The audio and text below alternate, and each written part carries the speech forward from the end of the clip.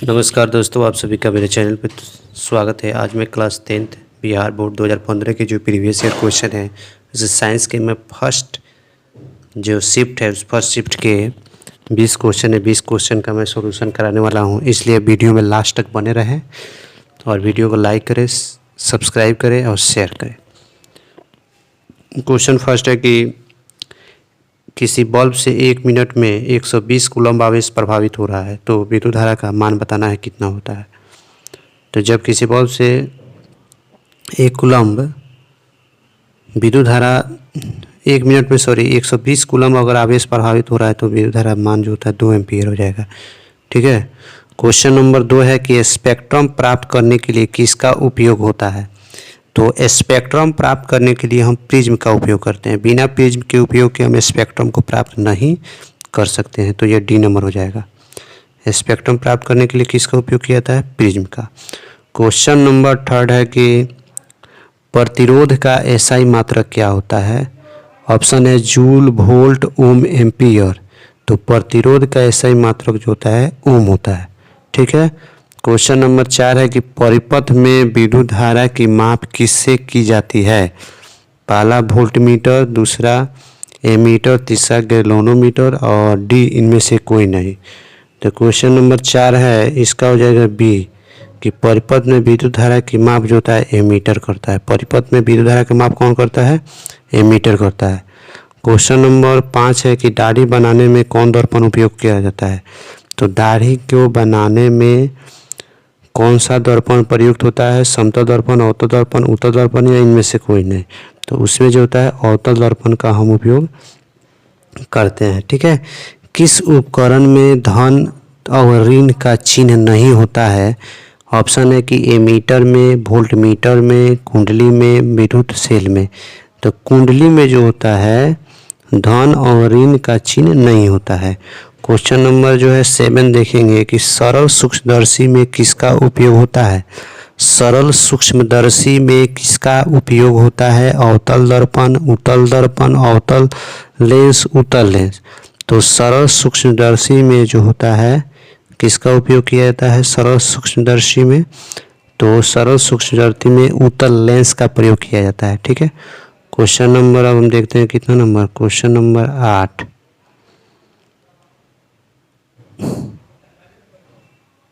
Question number 8 है कि नीला थोथा जिसको तुतिया के नाम से भी जाना जाता है इसका रासायनिक सूत्र क्या होगा। ठीक है। तो इसका रासायनिक सूत्र जो होता है बी नंबर हो जाए कॉपर सल्फेट और 5 गो जल। क्वेश्चन नंबर 9 है कि निम्नलिखित में कौन लवण है। इसमें से बताना है कि लवण कौन है। तो पोटेशियम सल्फेट हो जाएगा सी नंबर। क्वेश्चन नंबर 10 है कि नाइट्रोजन अणु में कितने सहसंयोजक बंधन होते हैं। तो नाइट्रोजन अणु में जो होते हैं वह 3 सहसंयोजक बंधन होते हैं। क्वेश्चन नंबर 11 में है कि संगमरमर का रासायनिक सूत्र क्या है। संगमरमर का जो रासायनिक सूत्र है कैल्शियम कार्बोनेट। कैल्शियम कार्बोनेट जो होता है संगमरमर का रासायनिक सूत्र है। क्वेश्चन नंबर 12 है कि डैश वन संपदा का एक उदाहरण है। कौन जो है वन संपदा का उदाहरण है। तो लकड़ी जो होता है वन संपदा का उदाहरण है। ठीक है। क्वेश्चन नंबर 13 हम देखते हैं। क्वेश्चन नंबर 13 में क्या कहता है कि क्वेश्चन नंबर 13 चीनी का रासायनिक सूत्र क्या होता है। तो C12H22O11 जो होता है ये चीनी का सूत्र होता है। अगर वहीं पूछता है कि ग्लूकोज का सूत्र क्या होता है तो बी नंबर में C6H12O6 होता है। इसको याद करने का ट्रिक है चीनी का कह हो 12, 22, 11 ऐसे कर सकते हैं चीनी के लिए। ग्लूकोज के लिए अगर आपको याद करना है तो उसको आप कह सकते हैं कह हो C6H12O6 ऐसे याद कर सकते हैं। ठीक है। और क्वेश्चन नंबर 14 है कि सोडियम कार्बोनेट के जलीय घोल में मिथाइल ऑरेंज का घोल मिलाने पर घोल का रंग परिवर्तित होकर कैसा हो जाता है। ठीक है। तो पीला हो जाता है। सोडियम कार्बोनेट के जलीय घोल में अगर मिथाइल ऑरेंज का घोल हम मिलाते हैं तो उसका रंग जो होता है परिवर्तित होकर पीला हो जाता है। क्वेश्चन नंबर 15 है कि स्वपोषी पोषण के लिए आवश्यक है। स्वपोषी पोषण के लिए आवश्यक है, तो स्वपोषी पोषण के लिए क्या आवश्यक है? तो CO2, क्लोरोफिल और सौर प्रकाश, इनमें से सभी हो जाएगा। ठीक है। क्वेश्चन नंबर 16 है कि इंसुलिन की कमी से होता है। इंसुलिन की कमी से क्या होता है? इंसुलिन की कमी से जो होता है क्या होता है? इंसुलिन की कमी से घेंघा रोग होता है। ठीक है। इंसुलिन की कमी से क्या होता है? नहीं, इंसुलिन की कमी से घेंघा रोग नहीं होता है। इंसुलिन की कमी से जो होता है आपको, ठीक है, घेंघा रोग।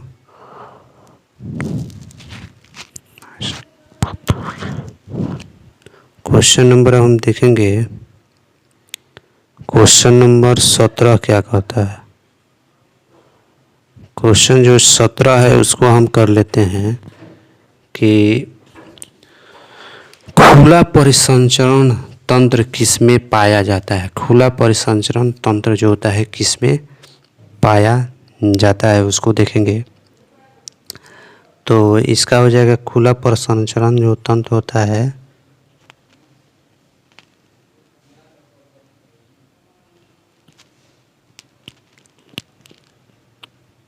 किसमें पाया जाता है? खुला परिसंचरण तो कॉकरोच में पाया जाता है। मनुष्य, कॉकरोच, घोड़ा, ऊंट, किस में पाया जाता है? कॉकरोच में। यूरो एच का संबंध किससे है? यूरो एच का संबंध जो होता है वायु प्रदूषण से होता है। क्वेश्चन नंबर 19 है कि निम्नलिखित में कौन जैव अनवीकरणीय पदार्थ होता है? कौन जौन अनवीकरणीय पदार्थ होता है? तो ये DDT। निम्नलिखित में कौन जैव अनवीकरणीय पदार्थ है? तो DDT। क्लोरोफिल वर्णक का रंग क्या होता है? क्लोरोफिल वर्णक का रंग जो होता है हरा होता है। इस तरह जो है प्रीवियस ईयर 2015 का बिहार बोर्ड के जो फर्स्ट शिफ्ट के क्वेश्चन साइंस के पूछे गए थे, उस 20 क्वेश्चन का हम लोगों ने सॉल्यूशन करा। Thank you.